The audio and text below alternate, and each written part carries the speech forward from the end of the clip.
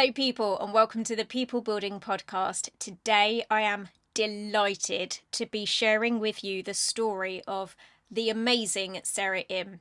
Sara was a survivor of the Cambodian killing fields, so this is no ordinary story of survive and thrive. In fact, Sara is going to share with us the absolute worst and the absolute best that humanity has to offer. You're not just going to learn about the human spirit and how it is that we can at times become unconscious to preserve our spirit and to maintain hope and faith that better things are coming our way. But she's also going to teach you something about perspective on your own life, because no matter what circumstances are facing you right now, I can guarantee you it is not going to be as dark and difficult as what Sara went through.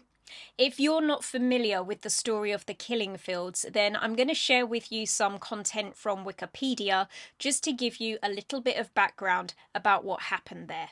The killing fields are a number of sites in Cambodia where collectively more than 1 million people were killed and buried by the Khmer Rouge regime during its rule of the country from 1975 to 1979, immediately after the end of the Cambodian Civil War.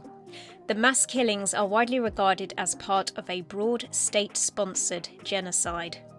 Analysis of 20,000 mass graves by the DC-CAM mapping program and Yale University indicates at least 1,386,734 victims of execution. Estimates of death tolls resulting from Khmer Rouge policies, including deaths from disease and starvation, range from 1.7 million to 2.5 million, out of a 1979 population of roughly 8 million. In 1979, Vietnam invaded democratic Kampuchea and toppled the Khmer Rouge regime, ending the genocide.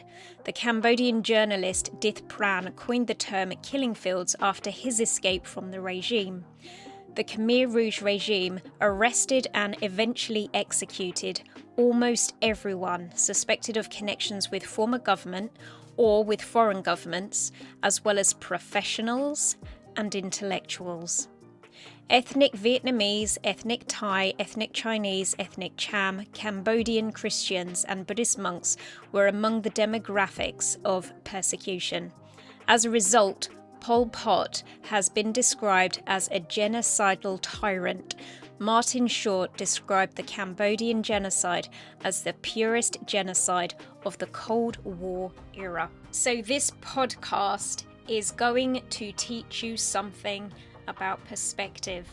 You are going to hear, as I mentioned earlier, about both the best and the worst bits of humanity. But probably most importantly, you're going to learn from Sara's extremely sunny disposition and about how keeping the faith kept her strong enough to be able to survive the killing fields. In the words of Ashley Braxton, who once featured on this show, buckle up, baby.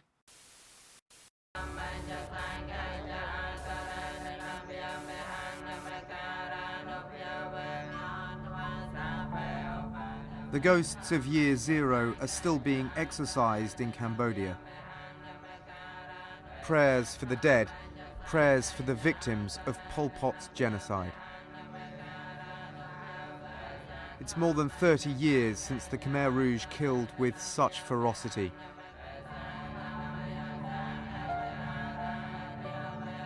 But for survivors like Nong Champal, it feels like yesterday.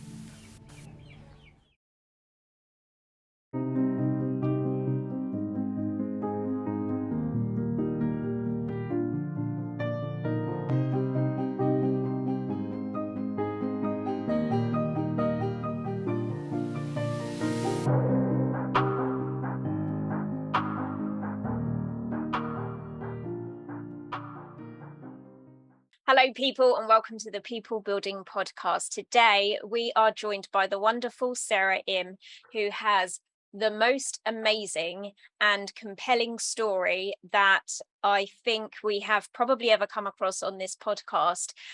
She is someone that I know already is going to really hold true to the title of our show, which is Extraordinary People. She fully fits that bracket.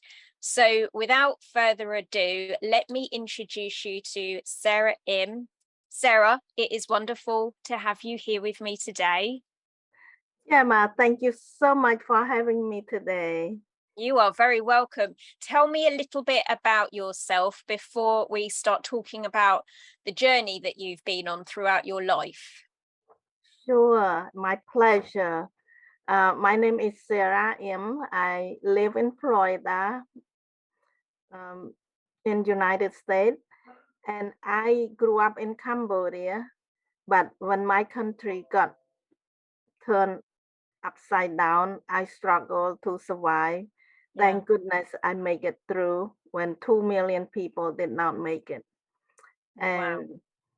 And I was so fortunate to be able to escape and then finally get out of the country. And I arrived in United States since 1981 to Okay.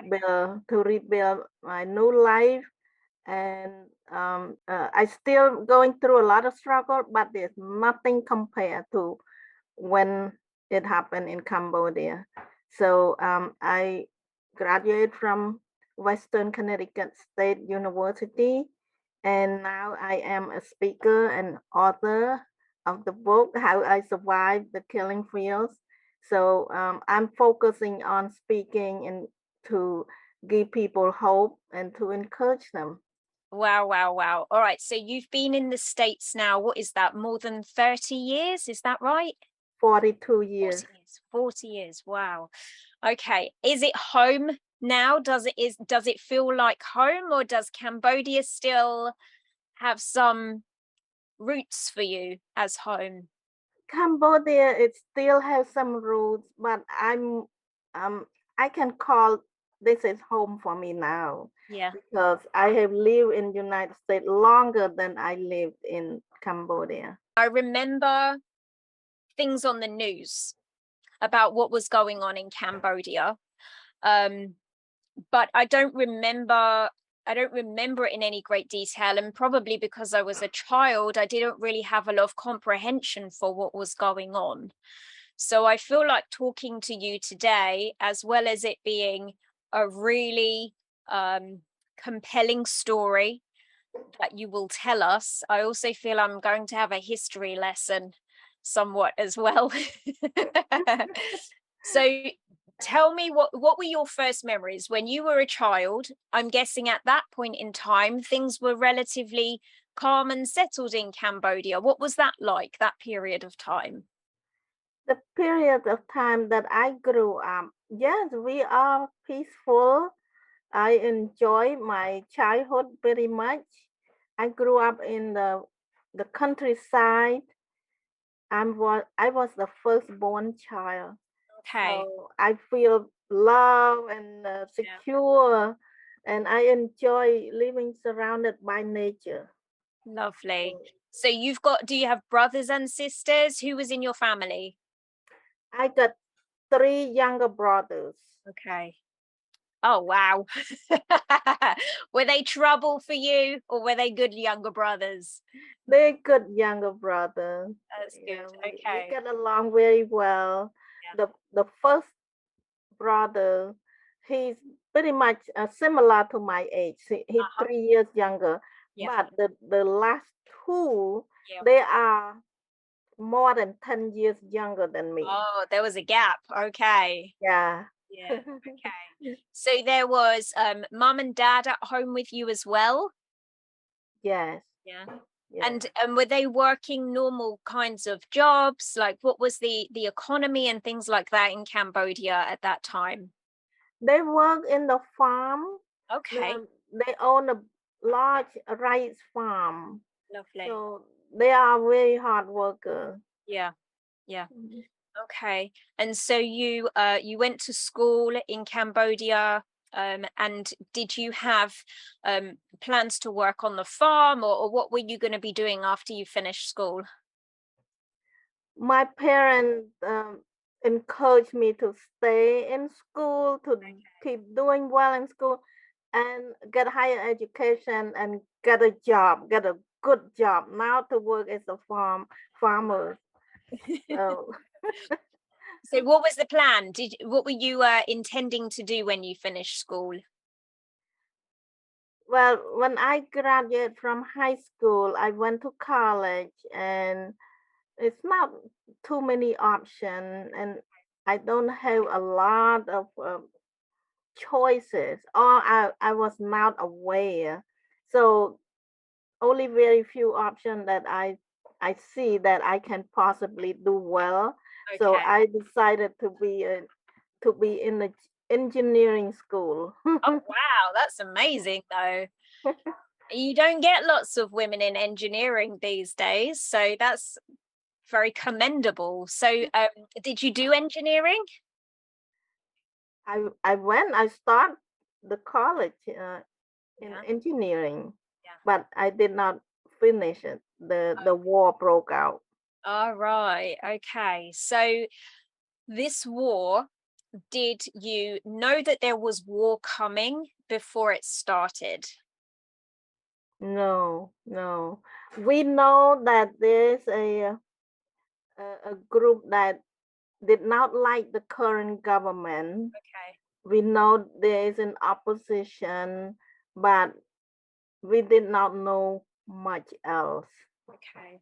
And then in 1975, while I was attending college far away from home, so I'm far away from my family, Okay. my hometown, and everything. Yeah. I was in the capital city, Yeah. and then this communist Khmer Rouge took over our country. Wow. They So how came. old were you then? I was 21. You were 21. Okay. Yeah, All right. So you're 21 years old, living away from home, working for your education, and then this communist group takes over. Did they overthrow the government? Is that how it worked? yeah. They came in the military style, Uh-huh. so they intimidate the whole city Yeah.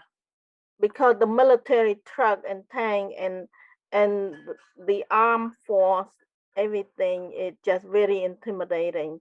Yeah. And they match in, and the old soldier, the current soldier, already give up because they know that they are not going to win. Oh wow. Okay. So they knew that they didn't have the power to fight back, and I guess it was quite an easy job for them to overthrow the government in that way. Yeah, yeah. Did you see that happening where you were? Did you see the tanks and the soldiers coming in, or you were hearing about it on the news or the radio? How did that work for you? I saw. I peeped through the window, the blind, Yeah, yeah. peeped through, and I saw them. Gosh, Yeah, that must have been really intimidating. it was very, very frightening. Did you have an idea then about what was going to happen next, or were people hopeful that things would calm down? What was what were people thinking would happen at that point? People was a little bit hopeful at the beginning. Hmm. They realized that, oh, no more fighting. Yeah. But that that hopefulness did not last long. Right. Immediately the next day, this new group, they went door to door and they look for people and they point the gun at them, and they want them to come out. Come Wow. out, leave, go, go, go. They don't want us to stay in the city. Okay. Yeah. Was that because they knew that the fighting was going to start? So were they doing this in your best interest to remove you from the city? Or was there some other reason for them coming to people's homes in that way? Well, they they came in with anger. with resentment, Yeah. and their goal was to punish the people like us that live in the city. They Right. did not like the people that enjoy the city lifestyle. And they took all of us captive.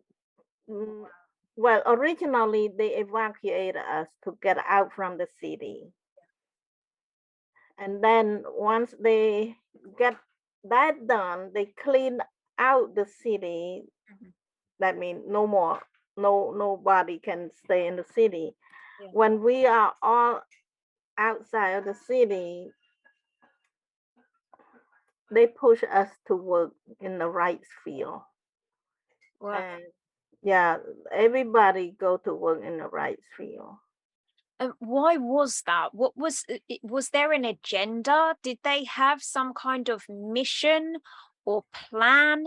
Was there religion behind this? Why were they doing this? Well, when I look back, I realize their agenda is to rebuild the country from the ground up, from nothing. They use the people to do the work, and they believe that they can rebuild the country clean, no corruption.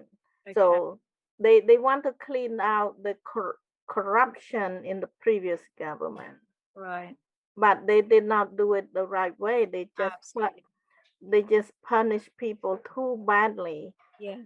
Yeah.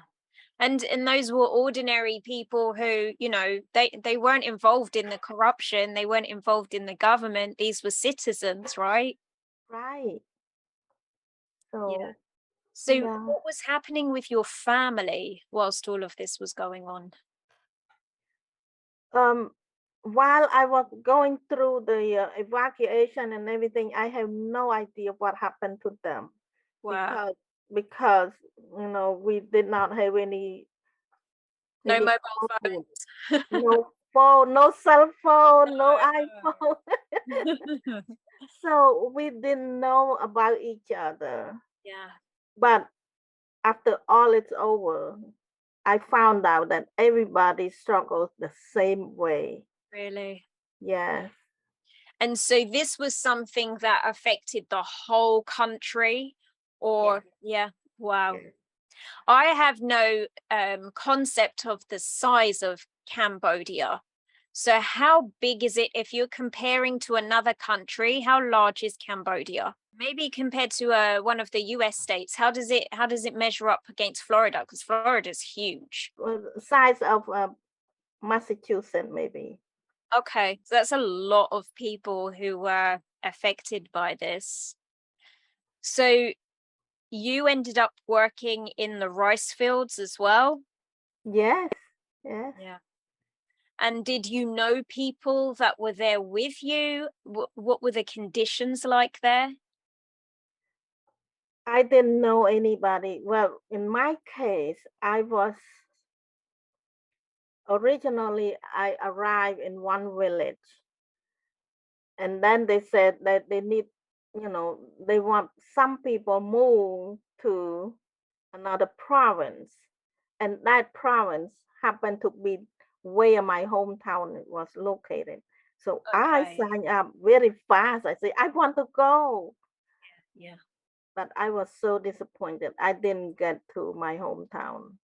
Oh my goodness. And I end up in the middle of nowhere. I have no idea.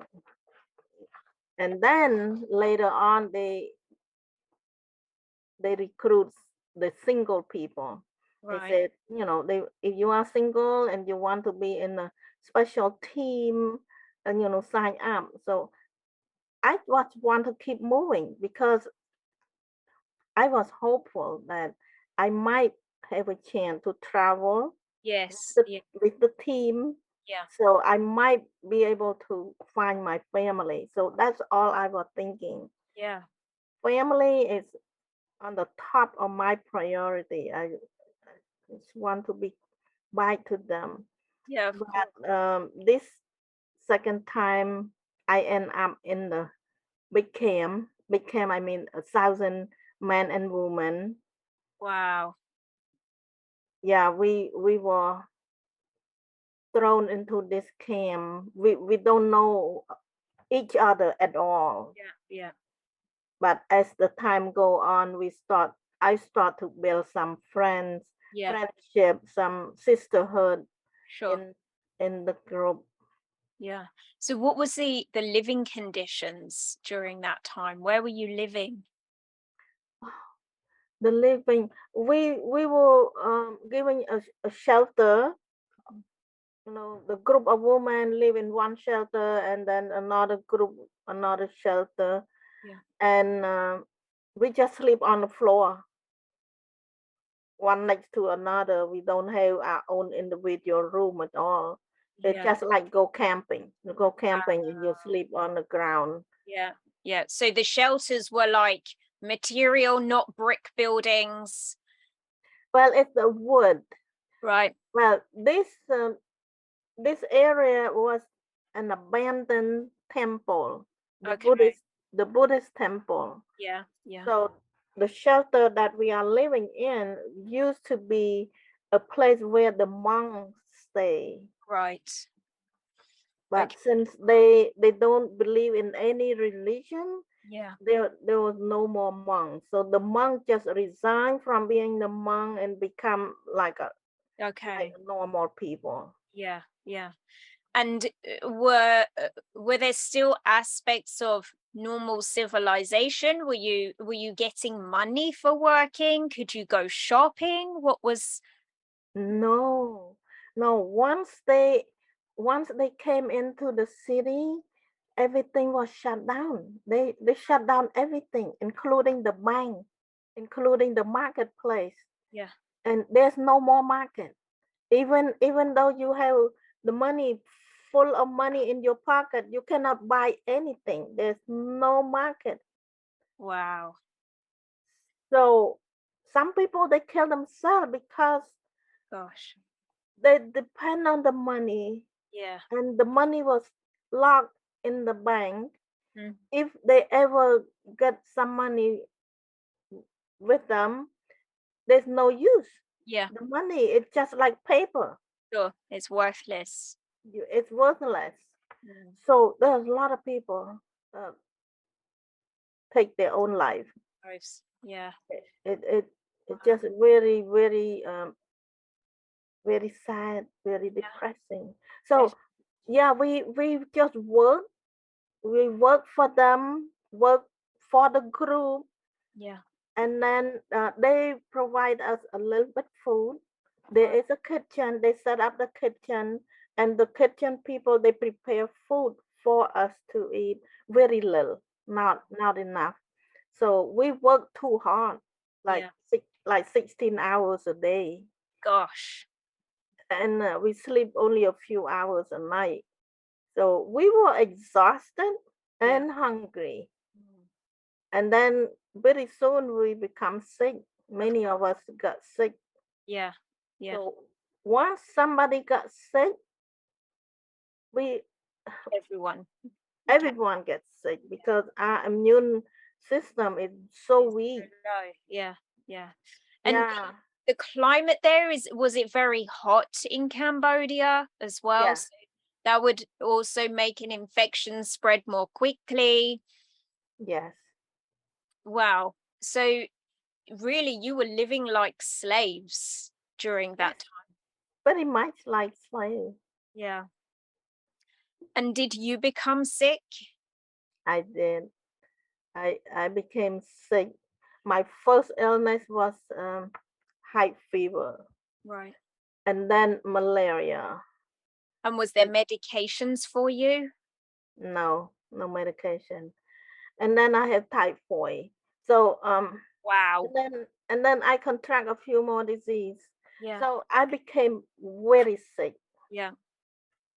When I got too sick to work, they sent me to um, an infirmary, a place Okay. where the sick people stay, and there's nothing to help us to get better. It's just a Yeah. place that we we don't have to go to work like everybody else. Sure. It just keeps you out the way.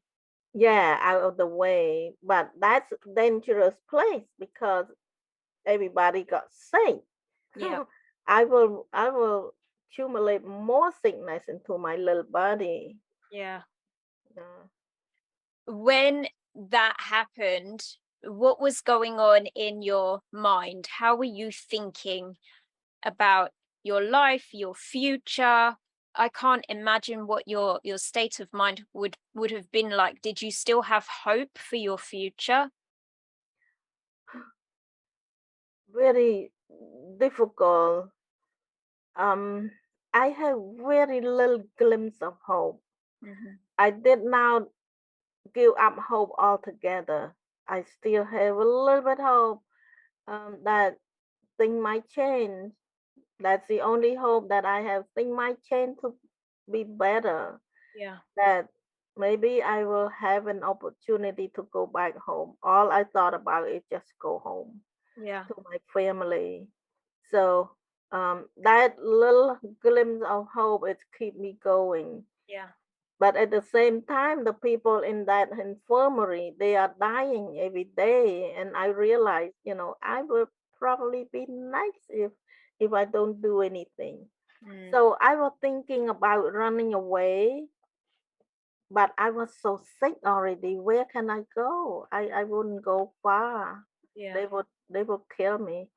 So but during that difficult time, I was searching for my way out, Yeah. looking for my way out. How do I survive in this situation? Yeah. Is that Uh, where your hope came from? Was that your brain went into problem solving, searching mode? Or do you think that hope came from something, maybe from, how you were brought up by your family, or people, some people would be perhaps very religious at a time like that, knowing that God is watching over them.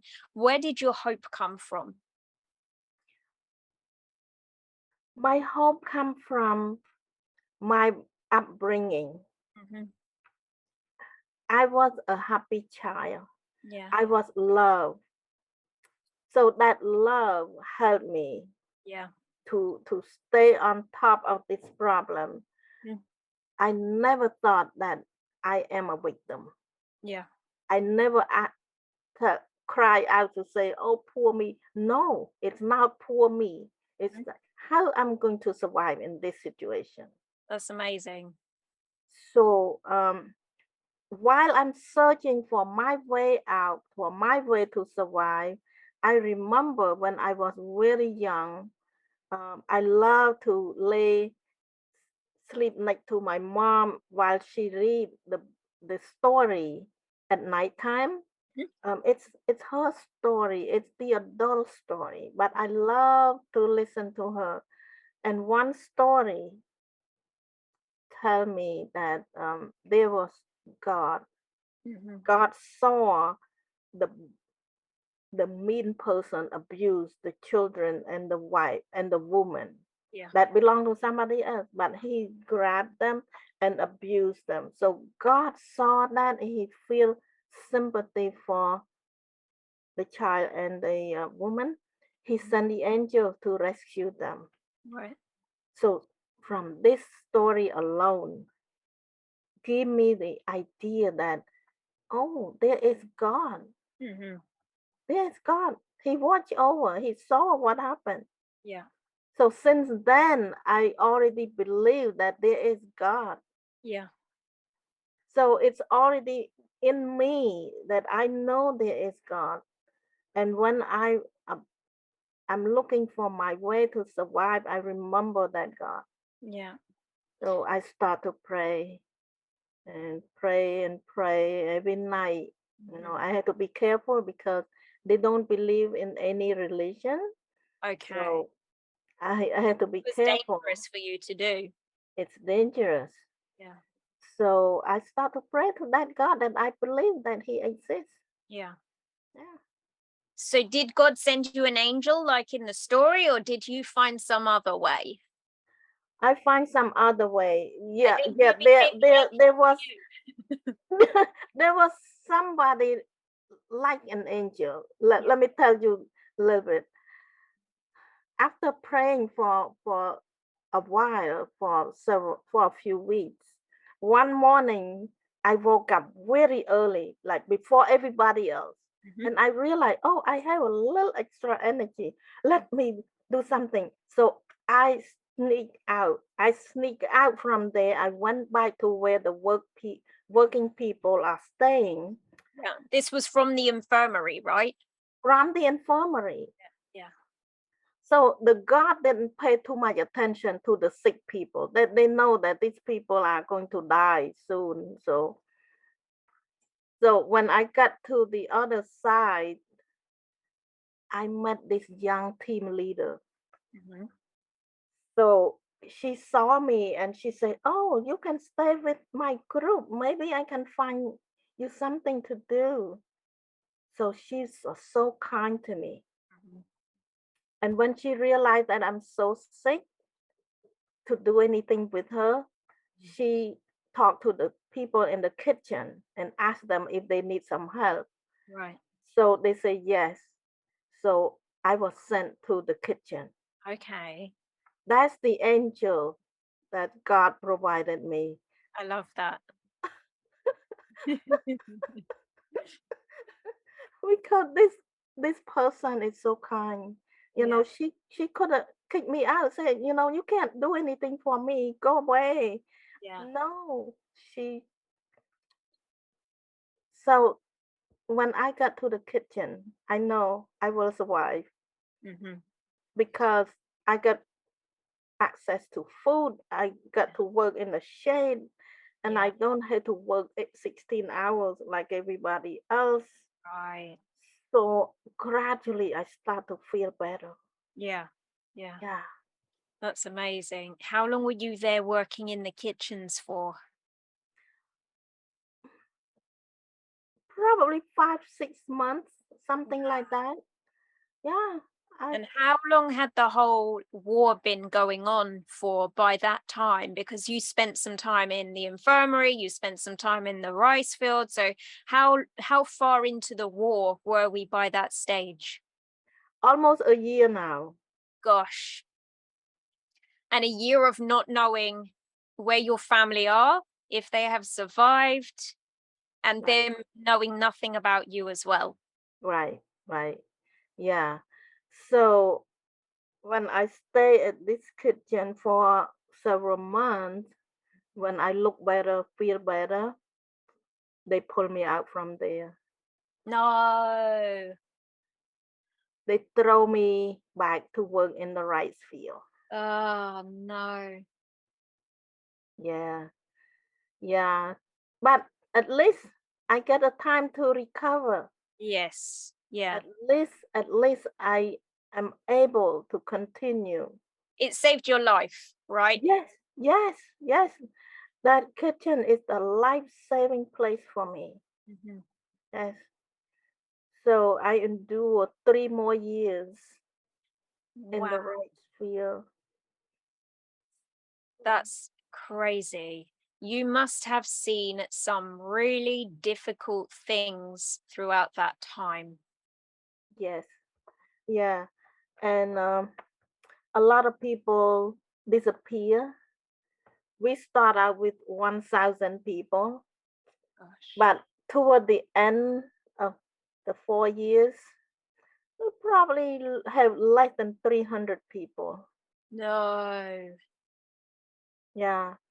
They either die of starvation, of sickness, Yeah. or they was executed. Wow. There was some people that got into the blacklist.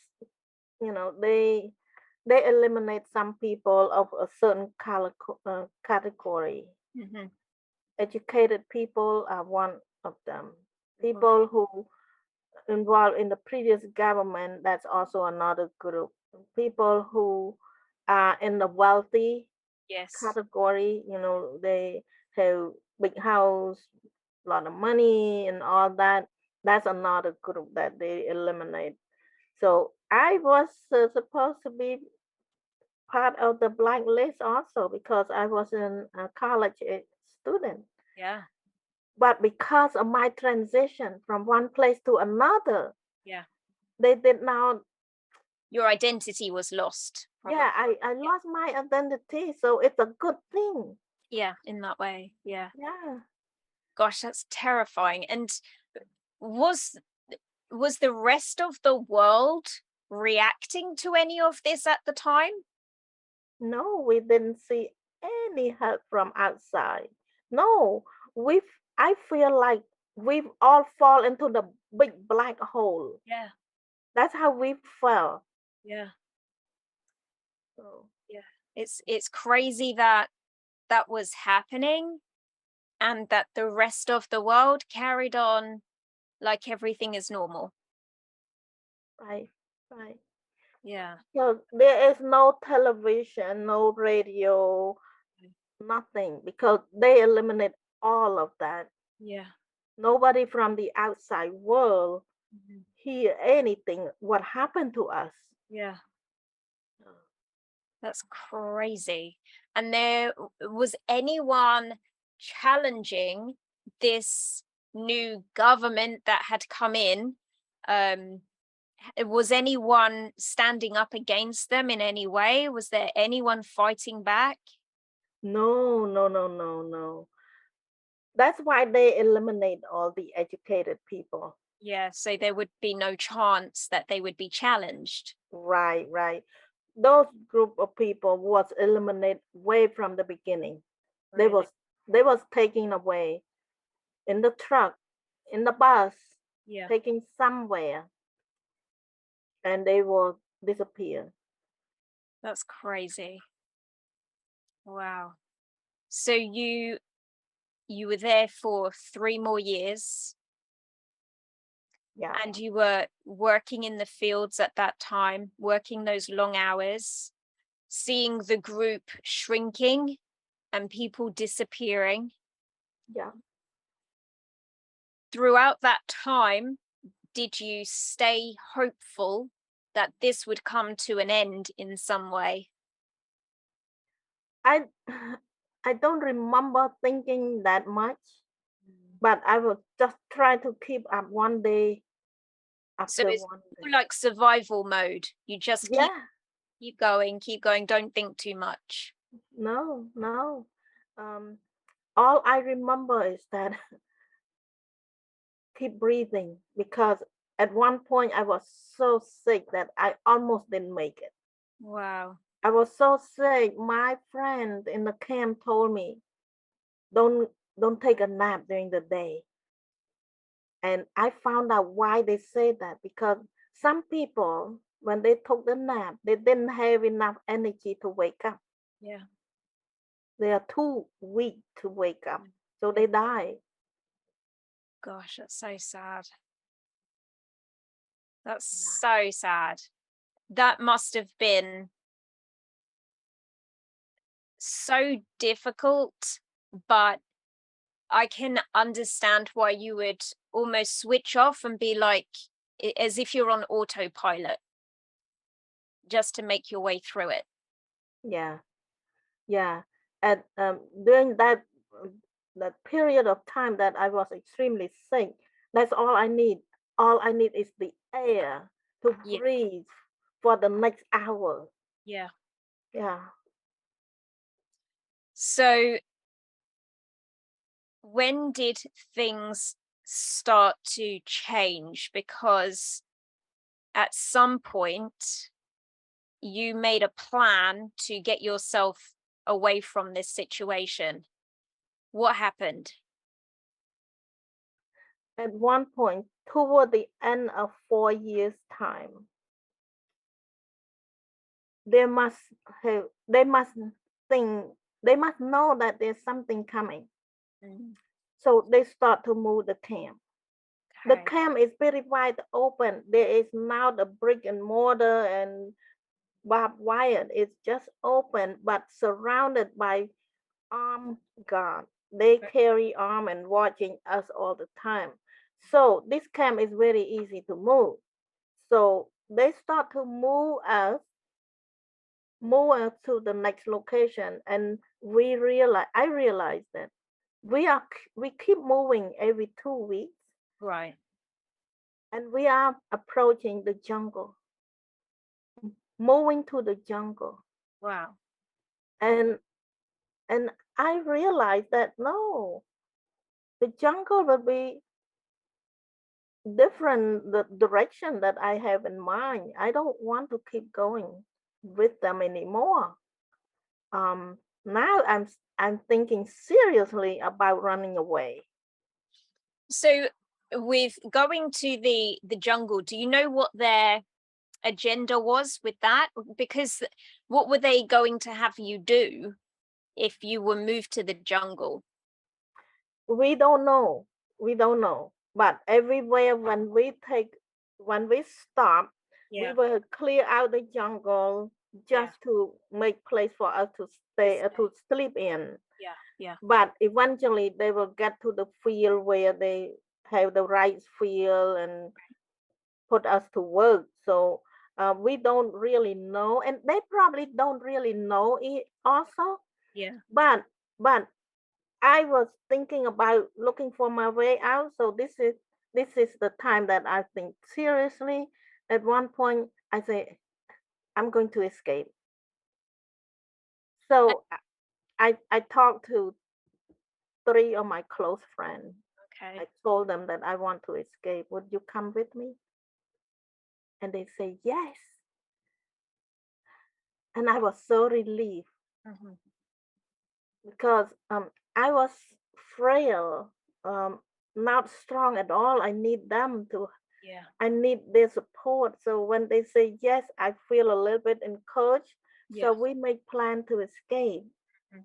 So we wait until nighttime, until it's very hard to see. Yeah. In the jungle, it's very easy to, it get very dark, Yeah. black. It's Yeah. black at nighttime. So we'll just gamble. We risk Yeah. our life. This is very dangerous. Yeah. Yeah. And I'm guessing you had no weapons, you had no way to protect yourselves. It was just you. just just me and my friend. We don't have any weapon to protect us, Mhm. but what we was careful about is to make sure that the god did not hear us, did not see us when we sneak out. So we were very careful, and we don't really know where to go either. The jungle can be, we can get lost in the jungle. Did you have in your mind some idea geographically where you were and where home was, where the family had been? Did you know, oh, I'm going in a different direction, I'm moving further away from home? Did you have enough information to kind of know where you were in the country, or was it just no idea? I know very vaguely, very little. Okay. All I know is that the jungle is getting thicker and thicker. Hmm. That is not the right direction. Yeah. That's Yeah. all I know. Yeah. So we want to trace back to where we came from. Hmm. Went back to where we came from. So this way we know that we can find our way to the main road, the Yeah. national road Yeah. that connect different provinces. Got it. Yeah. So there were four of you in total that made the Yeah. escape. Yeah. Four of us. And were you walking through the night, or did you have to stop? How did your escape go? We keep walking. We hold hands so that we don't get lost from each other. Yeah. We walk through the night very fast, very fast. So by the time the sun come up, Yeah. we realize that we made it out. It was just amazing that we made it out Yeah. of the jungle. Mhm. But then it's daytime and you're four people who look like you have been working in the fields.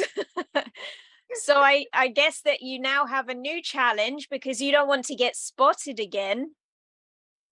Yes. So we keep walking, we keep moving, tracing by our step. And then after a while, a long while, long walk, we found some people and we asked them for direction to go to my hometown. Yeah. And some people they know where to go, so they just point us, okay, go that way, that way. So we keep follow the direction. How come those people were there? How come those people, they hadn't been pulled into the rice fields as well? Who were these people? Do you know? They are the village. Okay. What I found out later, Yeah. I found out later that the whole country had been liberated 4 months before we escaped. No. 4 months. And we were still in captivity. Oh my goodness. This is why they were keeping you moving. Yeah, yes. They know something is coming. Yeah. They know. So Oh wow. What was that moment when you found out that for 4 months you had been a prisoner and you didn't need to be? well, I didn't think too much about that because but the time that I found out Yeah. when I found my family Okay. So this was later.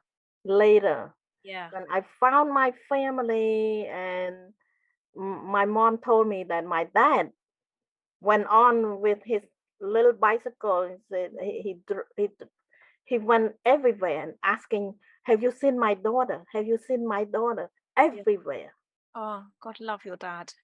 for 4 months. For 4 months, nobody ever heard of me. No. No, What happened with the people that you traveled with? So these three friends, did they come the whole journey with you back to your village, or did you, some of them on the way had their own families to go back to? What happened to these people you traveled with? they keep they stay with me. Yeah. When I found my family, we invite them to stay with us, and Okay. they did. They Yeah. did. They stayed with us for almost a year. Oh wow. Yeah, we become a family, Oh but they feel like they need to go find their own family too. But they have no idea what happened to their family, yeah. where they are. But for me, at least I know where my hometown Yeah. and where approximately my family could possibly be. Yeah. Yeah. And your brothers were still there with your parents as well? Yes, yes. My oldest brother, he was on the blacklist. Oh Almost got to his time. If the country did not get liberated by wow. then, he probably wouldn't be here with us. Yeah. Yeah. That's terrifying. And whilst you were away, were your family continuing with the farm? What happened to them? Did they have a similar situation to you, or what happened? They had similar situation with as me. They were not allowed to stay at their home. Okay. They were evacuated, so they Right. moved to a different place, Yeah. and they was supposed to work just like me. Mhm. My brother, that is 3 years younger than me, was supposed to work with the single people as Yeah. hard as possible, and my younger brothers, are also put into the youth group, like Okay. the children's group, Yes. because they were very small at that time. Okay. So were they separated from your parents? My s- my two brother was separated, but my youngest, the baby brother, was too little to separate. Okay.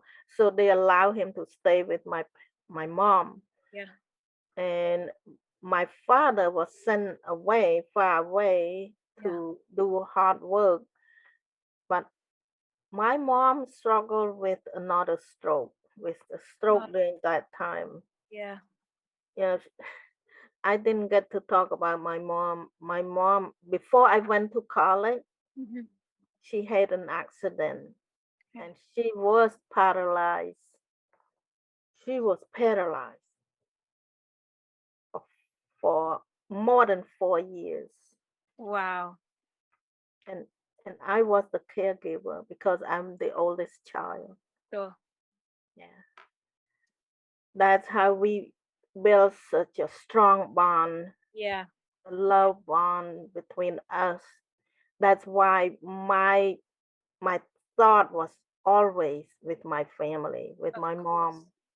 You were so desperate to get back to them because you knew that she needed that care as well. Yeah, yes. But one good thing happened was that my mom recovered just before the communist Khmer took over. Okay. Yeah, she was able to walk again That's after. amazing.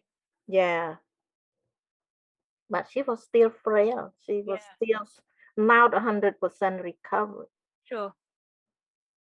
How long had your brothers, so it would have been the middle two brothers, how long had they spent away from your parents before they were returned to them?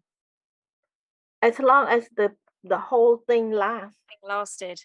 Yes, yeah, but at least they know where my parents are. Yes. Yeah. Yeah, Yeah. So they must have had their own traumas and challenges because of what happened. yeah. What was it like when you reach the point where you can see home? Home is in sight. You know, this is where my family are, this is where I'm going. Did they know that you were going to be coming back? Had word reached them? It was a surprise when you arrived? It was a surprise Mm. because when my dad went all over the place asking if anybody saw me, Yeah. um, no words, and Yeah. they already make up their mind that I probably died. Yeah. So they already gave away my clothes and Oh, everything. But when I show up by surprise, yeah. it was a surprise. It's a happy surprise to Yeah. them. Yeah. Yeah. What was that moment like? Did you knock on your own front door and somebody came to open the door? How did it work out? No, the house in Cambodia is very wide open. Uh-huh. It's very hard, so Sure. nobody stay inside the house. Okay. Everything is wide open. Yeah. So my mom, my mom saw me, and she told me later on. She said, "I didn't recognize you." She saw you in the distance with your friends? Yeah, yeah. I was like a skeleton. Of course, you would have been so thin. I look like a 95 years old woman. Oh gosh. And mom told me that she only recognized my forehead. Of all things. So you Okay. saw them and you're thinking, "Oh my God, it's my family." You're feeling so happy and they're going, "Who's the old lady? She has a familiar forehead."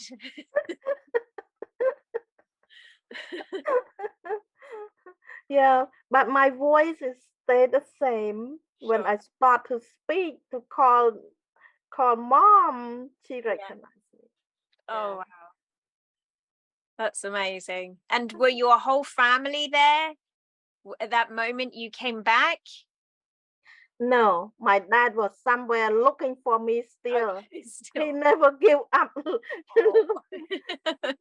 Yeah, I yeah, bet that was just such a joyful moment for all of you to experience together, coming back together. And your brothers would have grown up so much since you'd seen them.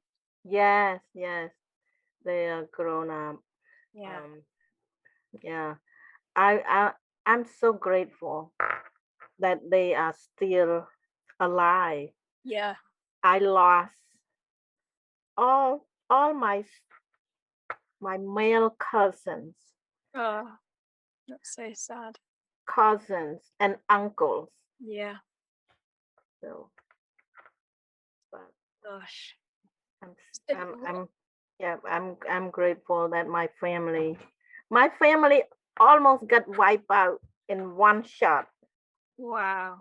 Yeah, I wrote in my book in one chapter Yeah. about about a brief summary of their life. Hmm. My mom told me, um, she said that when the country was liberated, Yeah. my whole family gathered together, Yeah. try to get out from this group and get out. Hmm. During that time, they was found. Right. The God saw them, Oh. and when they saw them was running away, they almost pulled the trigger. And my mom, as frail as she was, but she's still sharp and she still, you know, think quickly. She sit down and she opened up her shirt and saw all the ribs and everything, the bone. She was so skinny, Yeah. and she told the guard that was about to shoot her. She said, "Look, I am I'm very tired right now. I'm really sick and tired right now. Can you let me rest for a few minutes?" So the guard saw her how skinny she was and so on. So he listened. Yeah. So he put down his gun. He almost pulled the trigger. Yeah. And my mom told me that my brother, the biggest brother, Mm. he started to run, and my mom said, "Stop, Yeah. don't run. If my brother run, he will get shot right there." Yeah. Yeah. Yeah, That was incredibly brave of her. yeah, yes, There was no guarantee that that strategy would work, but she took a big risk. yeah, yeah. She had to do something. Of course. Yeah. Yeah, Amazing. So you were back with your family. You had your friends there with you. You were together there for a year. yeah. What were you doing during that time? I'm guessing you didn't go back to college and finish the engineering. No, there's no more college. Everything was like shut down and pretty dark and Was there a new sad. government in place yet? No, not yet. No, nothing. No school, Mm. no government. Everything is just very chaotic. Yeah, It's yeah, like the country without the government. yeah. Yeah. So, but for me and my family, they nurture me to get back to my good health again because I was just in bad shape. Sure. So my mom keep cooking, and she has she has her garden.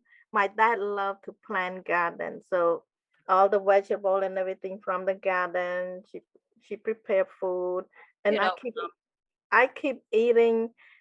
And at that time, I was thinking, I will never let myself be that skinny and sick again. I'd rather be fat than skinny.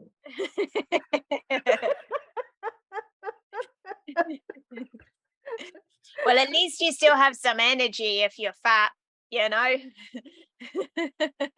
At that time, that's what I was thinking. Yeah. You know, so I became fat. You went the other way.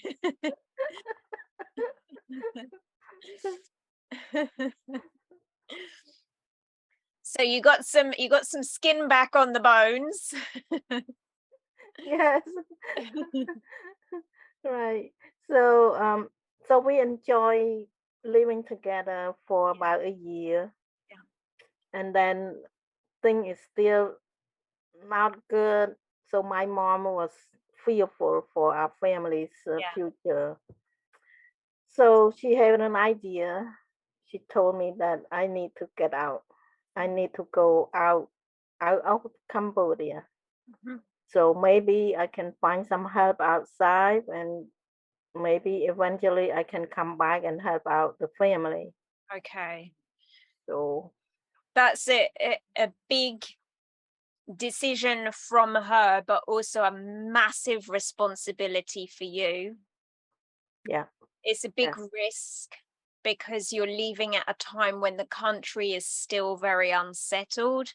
There are still yeah, lots of bad people around, yeah. and you're not going to be showing your passport at passport control. It was not going to go that way. This was an escape from your country. That's an escape. Yeah, it's Yeah. very dangerous still. Yeah. Yeah.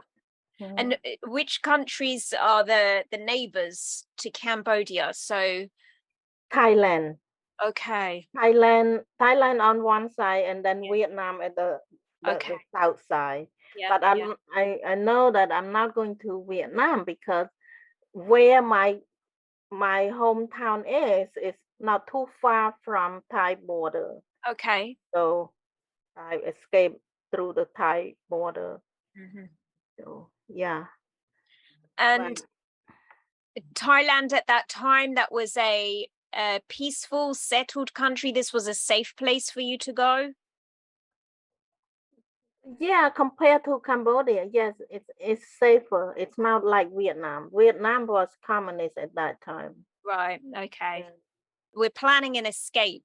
yeah, at that time the Thailand was still in a peaceful, Yeah. safe place. Mhm. So yeah, my mom had a cousin that also want to go that direction. So she teamed me up with him. Yeah. So at least I have another person to go with. Sure. And we we rent a motorcycle. Well, we hire a motorcycle the person to have that have a cart pull after behind the motorcycle. You know, this is the country that just have been destroyed, Yeah. and all we have is at least we have the my motorcycle to ride on. Your options So were limited. very limited. There's no bus, no car, anything. So, but when we went got closer to the border, the motorcycle cannot go any longer. So we just had to walk. But we wait around at the border, just want to see if there is anybody else Hmm. will make that trip, and we joined them. So Okay. that's what we did. We joined the other a few other people, and we went. How Uh, many of you were there? I think maybe like five of us. Okay. Yeah, not a big group. Yeah. That just enough to give us a little bit comfort. Yeah. So crossing the border, usually the border used to have like a landmine, Mm. but because it's a little bit late, we remember I was behind everybody, like 4 months behind. So Yes. a lot of people went before us, Yeah. and a lot of them got killed from the landmine. Yeah. And but The landmines been put there to stop people from escaping Cambodia? Is that why there were landmines there? I don't know why, what the reason of the landmine. It's just the border between Thailand and Cambodia. They don't want people to cross back and forth. Just just safety. Yeah. Yeah. But but we finally got to the other side. Uh-huh. Yeah, when we got to the other side, we saw the refugee camp. Okay. By then, the United Nations already know that what happened to Cambodia and Okay. why so many people Yeah. got out, escaped from Cambodia. So Yeah. they found, they little by little, the news get out to the United Nations. So they start to build a camp Yeah. to receive the refugees. Okay. So So did you stay at the refugee camp? What was the plan from there? yeah, I stay at the refugee camp, and my mom have one cousin who have been in United States before the war. Yeah. So I know his name, but I don't know where he lives and so on. So we did the search, and when the American Red Cross and other nonprofit organizations was very helpful Yeah. in helping us search for family. Is So this whilst you were in Thailand, you were in contact with the American Red Cross? Yeah. yeah, yeah. So I made connection with my only one relative in United States, Mm. and he's the one who do the paperwork and sponsor me to come. Wow. And I'm guessing that contact with your family whilst all of this happened was still, there's still no iPhone, right? So they don't know that you made it safely to Thailand. They don't know that you made contact with the cousin in America. They're just hoping that one day they hear from you again and that you have some good news. Yes, yes. So yeah, it's very challenging. We don't have any good communication No. to let each others know, but we just based on faith, Yes. faith that God will look out for us. Yeah. Oh. But yeah, after the paperwork was processed, and I waited for more than a year in the camp, and Mhm. then finally I was able to come. Wow. So you stayed in the camp for a year in Thailand, in the refugee camp. The paperwork gets processed, and then you're on a flight out to the United States. Did you go straight to Florida where you are now? Were you somewhere else in the States first? I went to Connecticut. That's where my mom's cousin Yeah. lived in Connecticut. Uh-huh. But to make another long story, he got a job transfer, so he moved out of Connecticut before I arrived. No. So you're on your own again. Yes, it's just like my journey. It still keeps going. Yeah. And the cousin that traveled with you, did they come to the States with you as well? um, no, he went to Australia. Oh, wow. Okay. Mhm. Yeah, he had another connection. Yes. Now the relative, but a connection, and he got married in the camp, and his wife had a connection in Australia. Gotcha. Yeah. Okay. All right. So what did you think? I'm guessing this was your first time in the West, in America. What did you think when you got there?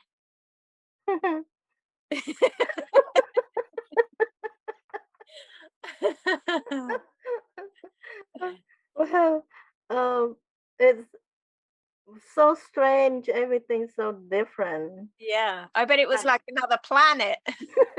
Yes, it is. Yeah, I was feel like dreaming. Yeah, I bet. Yeah, feel like I'm in a dream.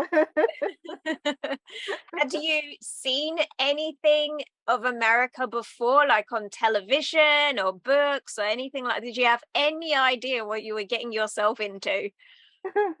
uh, well, some books, just a little bit about United States, but I never thought about coming to United States. Never. So this Pretty was much a big surprise. big surprise. And I arrived in Connecticut just before winter. Oh no. This is not good timing. And Yeah, did you speak English at that point? very little. I spoke a few words. Okay. Um, I was fortunate to take a few English class in the camp. There was Okay. somebody who know a little bit of English, and they have a class, you know. So I learned a little bit, but Yeah. not much. I I have a hard time communicating. But Yeah. when my relative got moved away out of state, Yeah. he talked to his church, Hmm. tell his church that my niece is coming, please help. Yeah. So the church was so nice, Oh, that's good. so nice that I got so many people help me Yeah. to to get started on my new life. So Yeah. I'm just so grateful, beyond grateful. I'm sure. I'm sure. Were you, did you have a place to stay as soon as you came to the States? Like where did you sleep? Where did you live? The lady from the church, she picked me up from the airport, Yeah. and she took me to her house. Oh, that's so Yeah. lovely. So I stayed with her for a few days, Yeah. and then she told me that her church found an apartment. They Okay. rent an apartment for me Yeah. in the next town. Yeah. So when I recovered slightly about from my air sickness, Yeah. I got so sick in on the airplane. But when Okay. I recovered a little bit, she took me to the apartment, Yeah. fully furnished Oh, wow. That's good. with, well, secondhand Sure. furnitures and all that. But I don't care. No, I of came course. I came from a place that I don't have anything. Yeah, So yeah. yeah. That's amazing. And were you able to make contact with your family from there to let them know that you were safe? Well, before I left the camp, I wrote a letter. Okay. I sent through somebody who went back to the the border of Cambodia. I have no idea where that letter will go Sure. because there is no post office. Yeah, yeah. But fortunately, that letter went to my parents. Brilliant. Yeah, yeah. So they know that I make it out That's through. good. Yeah. But Yeah. when I got to United States, I sent another letter. Uh-huh. I don't remember how did I send. Mm. Um, and anyway, for some reason, my letter went out, and then finally, oh, I know what it is. Mhm. My mom's uncle worked for the post office back in the previous government. Yeah, yeah, So somehow he probably get himself back into the post office yeah, business, and yeah. he get to deliver the letter. That's Yeah. amazing. Yeah, that's so lucky. So they knew that you were safe. You didn't know that they knew that you were safe. So did you get yourself settled in America, or did you make it your mission to get your family out of Cambodia? I do both. Yeah, I need to get myself settled, yeah, learn the language, get a job, and register in college. Okay. And then You were so motivated. Check you out. That's amazing.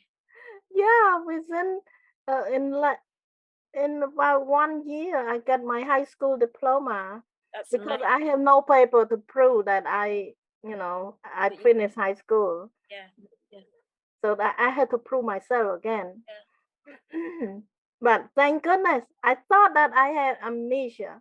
I thought that I could not remember anything. I tried to remember some people's name and the Yeah. class that I took in the college, and I couldn't remember anything. Yeah. But when I took the exam to get my high school diploma, Yeah. I'm so surprised that I did. I passed the exam. I say, oh, so my brain is still okay. That's a relief. That is a relief. Yeah, my brain is not 100% okay until now, but at least I'm functioning. Well, you went through a traumatic experience mentally, emotionally, physically, in every way. You went through a trauma, and there was no psychologist. There was no one like me to sit down and say, tell me how you feel about this. You had to figure this all out for yourself. That's a lot of work. There's a lot of work that you had to do to get through it, to get through the trauma of it, and to rebuild your life completely in a brand new country where you didn't speak the language, having left your family behind again. I'm not surprised that your brain froze up a little bit when it came to education. And it's amazing that everything was still there when you needed it. Yes, yes. I'm so a happy surprise for me. Yeah, definitely. So after your high school diploma, were you working? You started working in the States? Yeah, yeah. I went to a trade school to learn some skill so Okay. I could get a job. So I got a job. It paid me some salary, and I registered for college, Yeah. and I pay my own tuition. Yeah. So I'm grateful that I pay my way to Yeah. school. That's amazing. Yeah, yeah. And then later on, my mom received my letter, Okay. and there was a bad thing happened to her where somebody robbed her, Oh, and yeah, and make her so mad that yeah. she left the country. She took Wow. Yeah, she gathered all her children and left the country. Okay. Follow my track. Yeah. But by the time Now we know where you get this from. This motivation and steeliness and defiance. This is all from mum. This is where you get it from. We see it now. yes, she's amazing. So anyway, when by the time she got to the camp was closed This was in Thailand. in Thailand. Yeah. Yeah. But anyway, so their journey lasts more than a year. Um, so it took me 5 years to bring them to United States, but Wow. we worked it out. Yeah, yeah. Did Yeah. you have much contact with them during that time? Not too much. They had to travel to the city from where they are in the camp area. Although the camp was closed for registration, but the structure was still there. Yeah, yeah. They had to take a bus outside, sneak out. Okay. It's not easy, but they found the the phone booth that they can make a phone call to Okay. me. Okay. So yeah, Yeah. we make very few contacts. Yeah.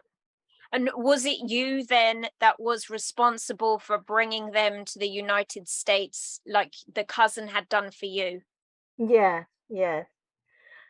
But I also got the church behind me also. Sure. Yeah. Yeah. Yeah, that would have helped. Did you have American citizenship by that stage? At the beginning, I did not have, but I realized that because of their immigration challenge, I Yeah, need to become a US citizen. of course. Yeah. So that's why it lasts more than 5 years. Mm. When I become a US citizen and everything, I'll start everything all over again. Okay. Okay. Yeah. They then, so where were you? Were you still in Connecticut at that point? Yes. So they came to the family came to Connecticut too? Yes. Yeah. Yeah. Yeah. And how was that? Oh, it was wonderful. It's, that's the happiest day. Yeah. A second reunion. Lovely. Did you all live together or you're like, "Ah, I have my own apartment now. Sorry, you have to find some." No, we live together. Oh, yeah. So you're all back together, all under the same roof again. Yes, yes.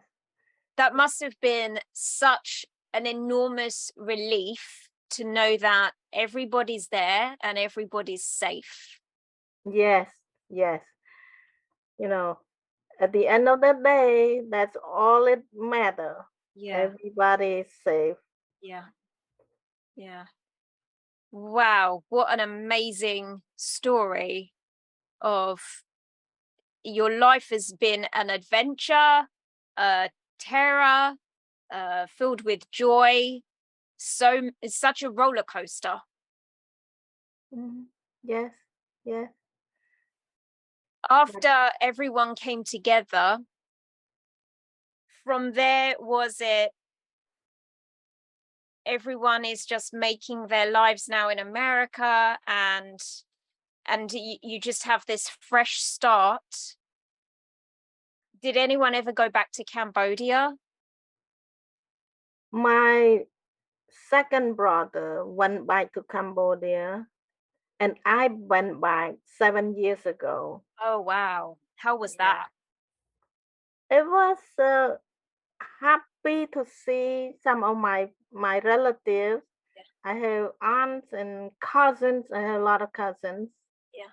And my dad did not come with the family. Oh wow. Dad stayed behind. How come? I don't know. He has his own reason. He he feel he's getting older and he doesn't speak the language and all that. Yeah. Yeah, but, but he's still alive. Oh, well done, Dad. That's Yeah, good.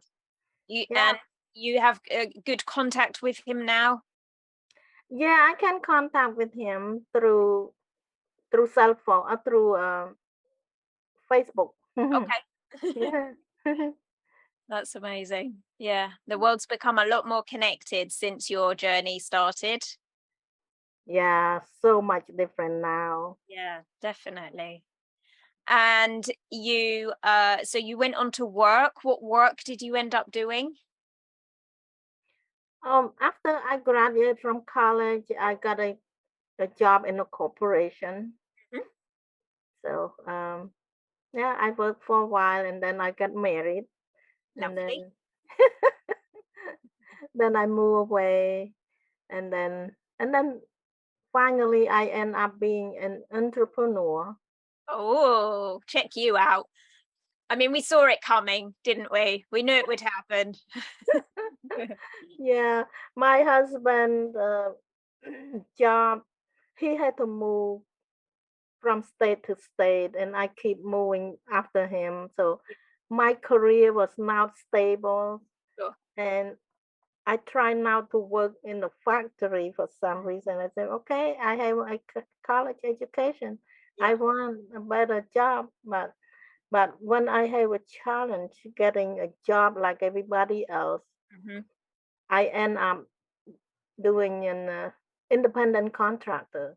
Okay. Become a representative for a company. So pretty much like owning my own business. Love it. Hmm. And you've enjoyed that work? I enjoy the flexibility. Yeah, Hmm. that's good. You're still in contact with your brothers? Yes, yes. All my brothers, let's say two in Connecticut, Okay, one in California. They are all doing well. amazing. And how about mum? Mom, um, she lived with me for 13 years when her health was just declining, and I became a caregiver to her, and she passed on 10 years ago. Okay. It sounds like she had the end of her days would have been much more peaceful because she moved away and she got that time with you and she had you there caring for her. Yes, I think she's very lucky. Yeah. So, what do you think now when you look back on your life and the experiences that you've had? Do you see it as an unfortunate time? Do you consider yourself to be a lucky person? What do you think now? Hmm. I think part of life we struggle different way.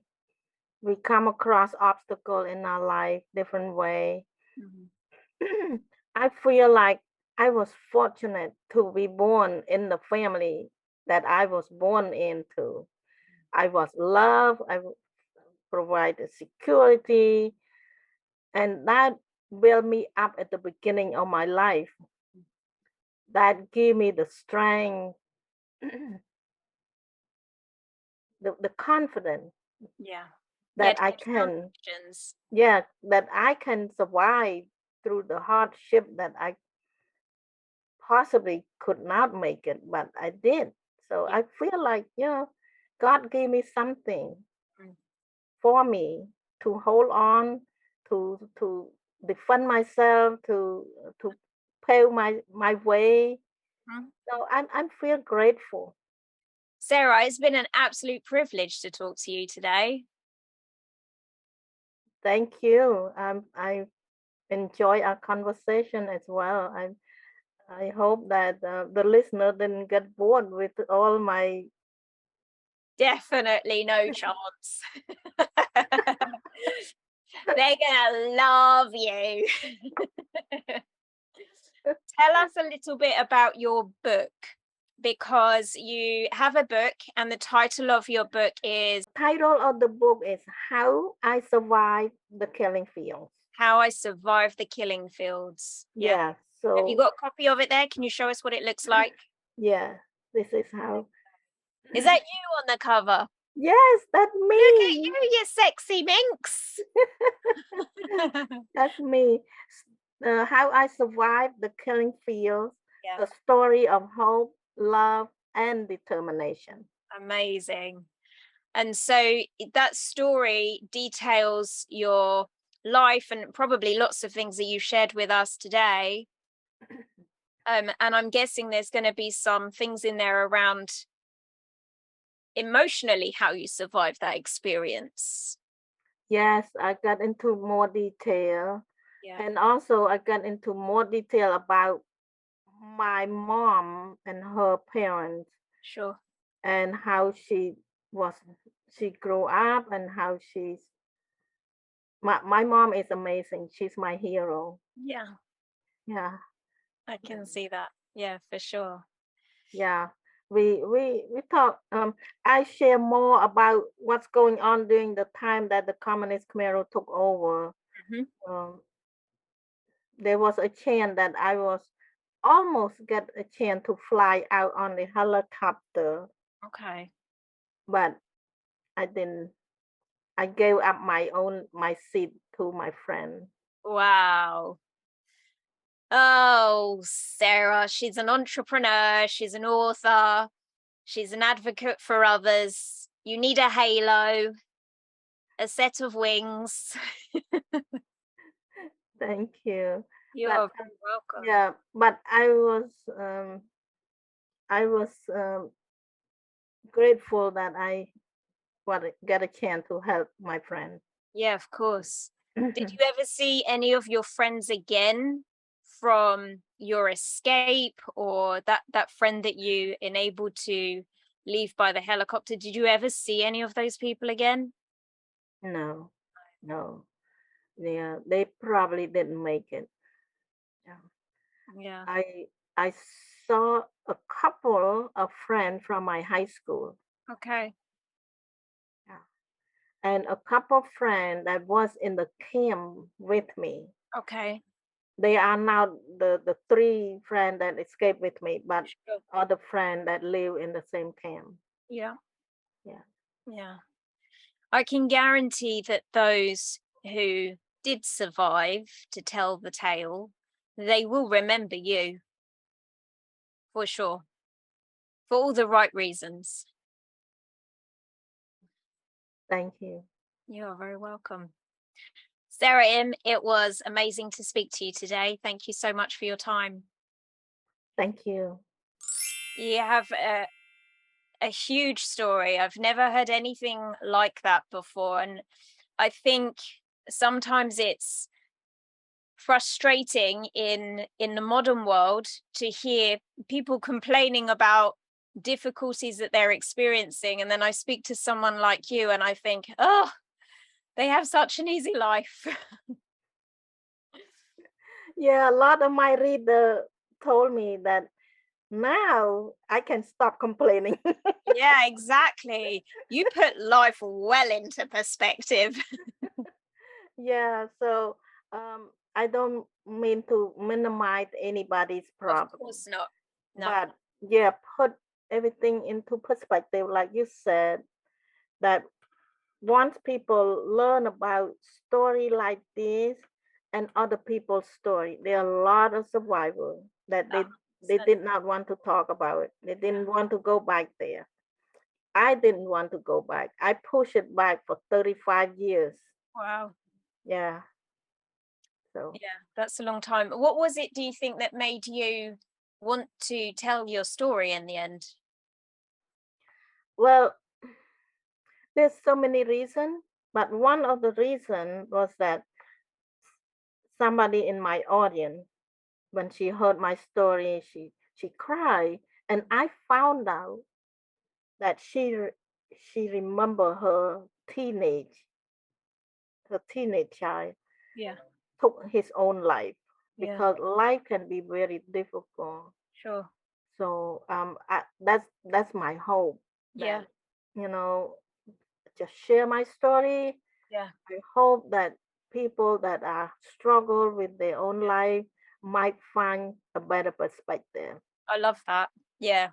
And I think that that's something that is really compelling and powerful about your story, is it's so, what happened to you is so big, it has to give other people perspective about some of the things that we let ourselves get overwhelmed, and we let those things go out of control Yeah. sometimes, and we don't realize that we're doing it because we're too busy just being us. But when you get to see somebody else, so you get to hear somebody else's story, it does kind of make you weigh things up in a different way. Yes. Yes. Yeah, for Yes. sure. I hope it's that the case.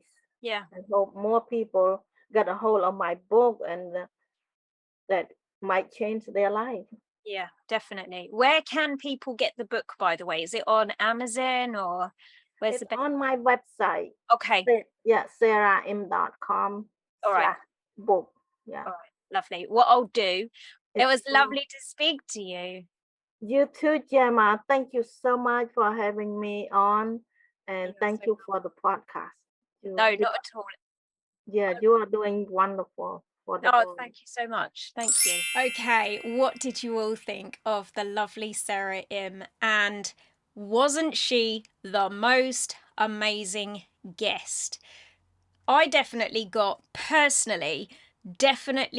something from her around having a completely different perspective on various things in my life. It got me thinking about how fortunate many of what I might in the moment perceive to be really difficult circumstances, how actually quite fortunate I am to even be faced with those difficult circumstances. There are so many things that if we don't like them, we can just say no to them. And we forget sometimes to feel empowered by that. We have control over our thoughts. We have control over our emotions. We are very, very fortunate, on the most part, for how we can choose to live our lives. And yet, we still limit ourselves with negative beliefs, with limitations that we place upon ourselves, with just negative self-talk. We still do that. And actually, we can choose to do something different. We can choose to live our lives fully and completely and to really appreciate what we've got. And that is the message that Sara wanted to deliver to all of you as a result of speaking to me on the show. She wanted you all to be able to look at your lives with a better perspective as a result of hearing her story. And I don't doubt that in some ways she has achieved that for you. So if this show has impacted you in the same way that it definitely did me, I was genuinely excited about editing this one, then please go ahead and leave a like and a comment on the YouTube channel. Make sure that you are subscribed by clicking the red subscribe button and the notifications bell so that you get notified the next time I upload another one. If you are a podcast listener, make sure that you go rate and review the show. Give it 5 stars on iTunes is the best place to do that. It really helps us out when you do, so thank you in advance. Please go visit Sara's website. Get yourself a copy of her book because she did not go into all of the details, and I did a little bit of editing on this one as well. So there is more for you to learn about this subject, about this part of planet Earth's history and the lessons that we can take from that, because there are still wars and persecutions happening to this day. Just don't persecute yourself anymore. Don't do that. I think if there was one thing I could say about Sara is that she's like sunshine in human form.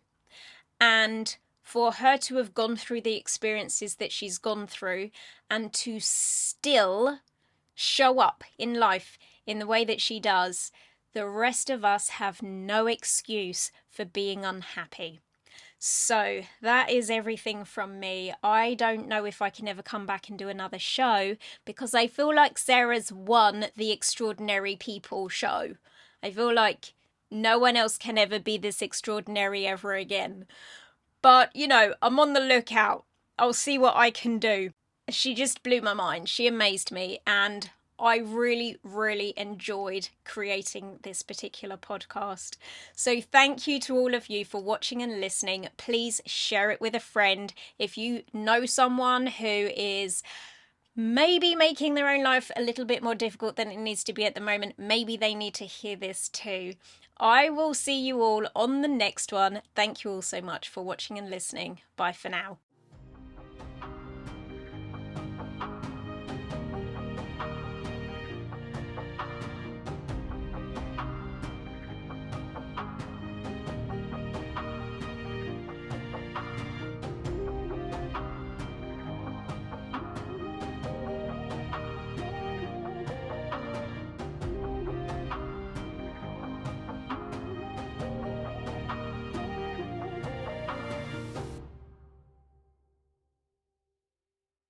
The People Building podcast was produced and edited by Gemma Bailey. You can find out more information about our products and services on peoplebuilding.co.uk, where you can also join in the conversation around specific episodes. The information, opinions and recommendations presented in this podcast are for general information only, and any reliance on the information provided in this podcast is done at your own risk. It should not be considered professional advice. Unless specifically stated otherwise, we do not endorse, approve, recommend or certify any information, product, process, service or organisation that is presented within the podcast, and information from this podcast should not be referenced